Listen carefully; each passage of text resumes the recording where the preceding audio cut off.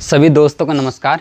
मैं आपका शिक्षक साथी प्रवीण कुमार आधार ऑनलाइन क्लासेज में आपका स्वागत करता हूं। और आज एक महत्वपूर्ण मुद्दे पर चर्चा करने वाले महत्वपूर्ण तथ्य है क्या है, रीट प्रथम स्तर लेवल 1 से 5 जो होता है उसका एग्ज़ाम के बारे में, और वो भी किसके, गणित के बारे में डिस्कशन करने वाले हैं। जब तक साथियों हम चक्रव्यूह नहीं बनाएंगे तब तक हमारे पास सफलता हाथ नहीं लगेगी। हमें एक महत्वपूर्ण स्ट्रेटेजी लेके चलनी है, और जब तक हम एक महत्वपूर्ण प्लान जब तक हमारे सिलेबस के आधार पर नहीं बनाएंगे तब तक सफलता संभव नहीं है। हमें प्रश्नों की प्रवृत्ति समझनी है, हमें प्रश्नों के जो किस तरह बेस पे आते हैं, किस तरीके के क्वेश्चन आते हैं, उनको सबको ध्यान में लेके चलना है। और अपने नोट्स स्वयं बनाने हैं। हम पढ़ा रहे हैं, हमें पढ़ो, मना नहीं कर रहे हैं, हम खुद कहते हैं पढ़ो, पर खुद के नोट्स खुद तैयार करो। जब तक खुद के नोट्स तैयार नहीं करोगे तब तक सफलता हाथ नहीं लगेगी। ये क्लियर कर लेना। जब तक हम हमारे नोट्स हमारे हाथों से तैयार नहीं करते जब तक सफलता मुश्किल है। क्योंकि मैंने कई बार देखा है, मैं खुद एक टीचर हूँ और मुझे खुद ये एक्सपीरियंस है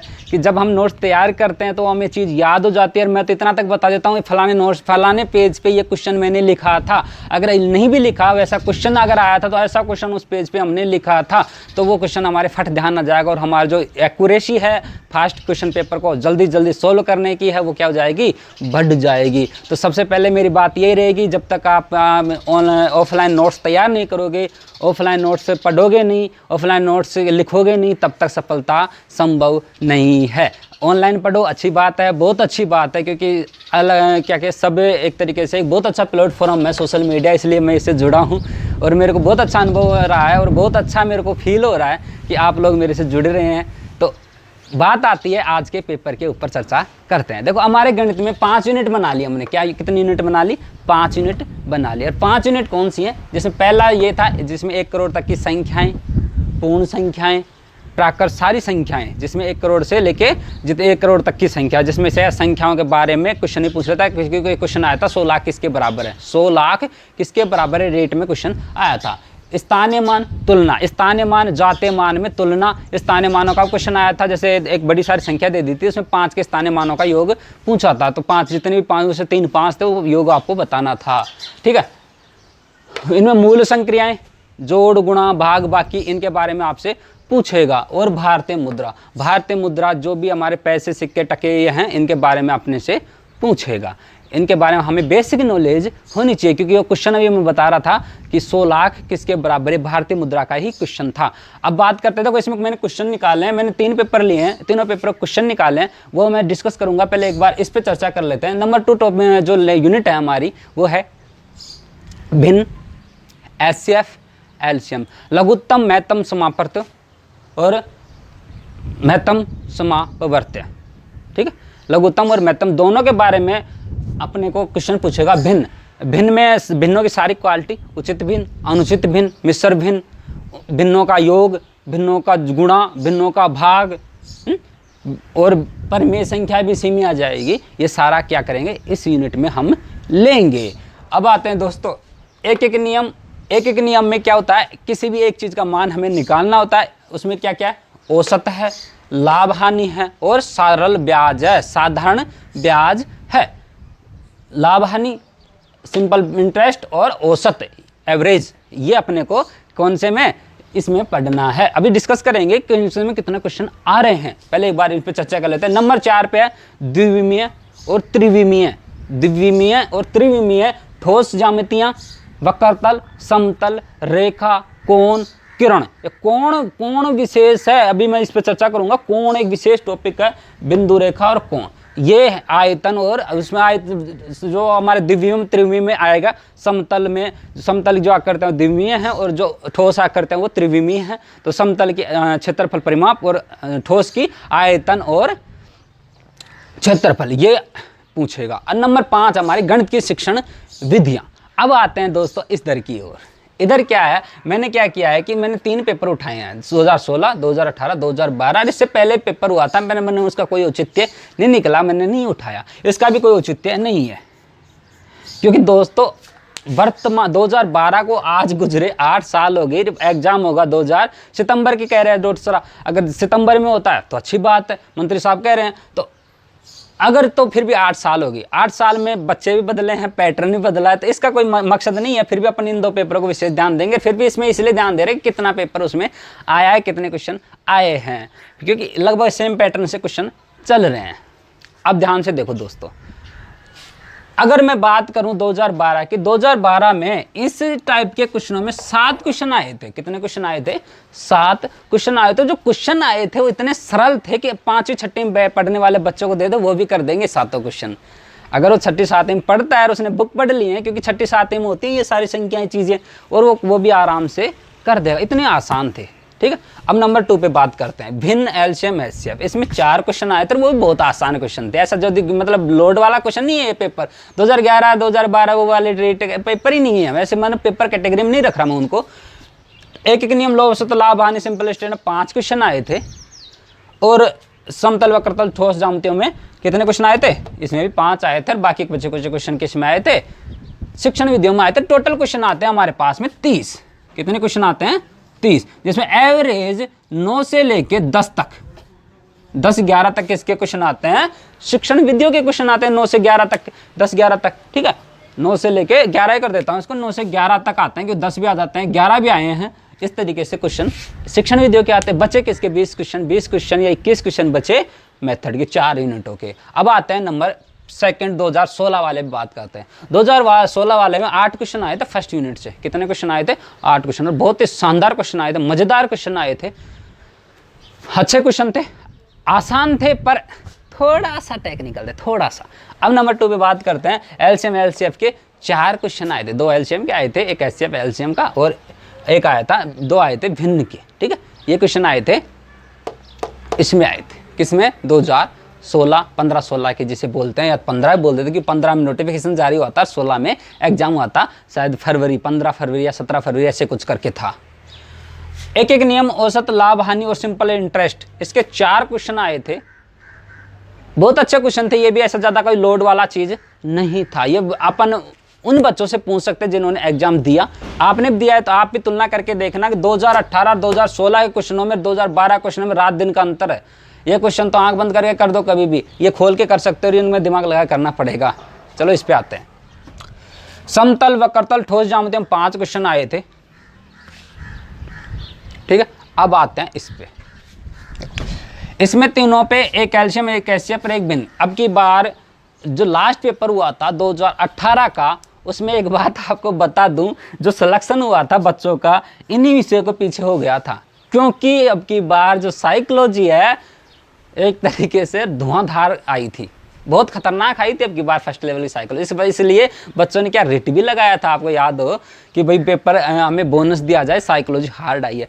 परंतु जिसकी अगर मैथ मजबूत थी, जिसकी पर्यावरण मजबूत थी, जिसकी लैंग्वेज मजबूत थी, उन्होंने बिगर साइकोलॉजी के किए ही सिलेक्शन ले लिया। तो दोस्तों ये बहुत ही इंपॉर्टेंट, क्योंकि इसमें क्वेश्चन है ना, कैसा भी आएगा, आपको नहीं आता तो नहीं आता, आता है तो आता ही है, इसमें कोई गलत होने की चांस नहीं, नेगेटिव मार्क की तो वैसे भी नहीं होती। खैर, अब आते हैं नंबर 2 पॉइंट पे। इसमें अब की बार 6 क्वेश्चन आए थे, और अच्छे क्वेश्चन थे, ज़्यादा भारी क्वेश्चन नहीं थे, सिंपल थे, विस्तारित करने वाले आए थे, संख्याओं के बारे में आए थे, एक मुद्रा क्वेश्चन आया था, इस तरीके से क्वेश्चन थे। इसमें भी ज़्यादा क्वेश्चन नहीं थे, तीनों एक क्वेश्चन थे। लाभ हानि में से भी तीनों में से एक क्वेश्चन आए थे। मैं एक बार पीछे बैठ जाता हूँ, इसके स्क्रीनशॉट ले लीजिए, आपके काम का होगा, बहुत ज़्यादा इंपॉर्टेंट काम का होगा। नंबर 3, एक नियम से 5 क्वेश्चन आए थे, लगभग ये 5 क्वेश्चन अब की बार आने वाले हैं। ठीक है, अब आते हैं कि समतल ठोस ज्यामितियों में लगभग वही 7 क्वेश्चन आए थे, और मैं मान के चलता हूं एवरेज निकालो इसमें 6 से 7 के बीच में। अगर मैं बात करूं, किसकी बात करूं, 2020 की बात करूं, 2020 की बात करूं, 6 से 7 के बीच में इसमें इस टॉपिक से क्वेश्चन आएंगे।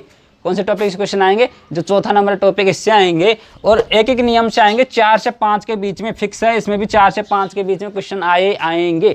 और नंबर 3, तीसरी बात करें, इसके 3 से 4 के बीच में क्वेश्चन आएंगे, और इसके 5 से और 7 के बीच में क्वेश्चन आएंगे। ये आपके 2020 में क्वेश्चन आने वाले हैं। अब आपको देखना है किस तरीके से हमारा प्लान बनता है, किस तरीके से हम लोग स्टडी को जारी रखते हैं, जिससे क्या हमारे को सफलता मिले। फिर मैं कह रहा हूँ दोस्तों, ऑनलाइन स्टडी आपको गाइड करती है। ऑनलाइन स्टडी आपको सिर्फ क्या करेगी?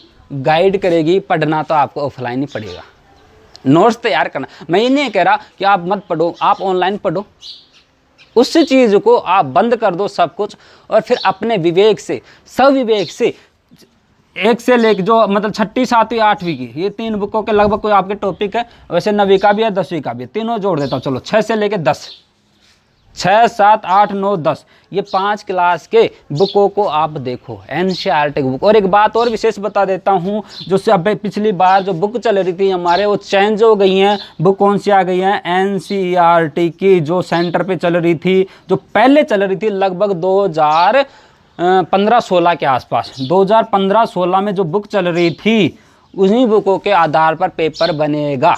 ये चीज़ क्लियर कर लेना, क्योंकि बुकें चेंज हो गई हैं, ये चीज़ विशेष ध्यान रखना। अब उन नई बुकों में कौन कौन से टॉपिक है, वही हमारे सिलेबस के टॉपिक होंगे, क्योंकि हम शिक्षक भर्ती का एग्ज़ाम देने जा रहे हैं, बच्चों को पढ़ाना है, इसलिए उन्हीं बुकों के क्वेश्चन होंगे।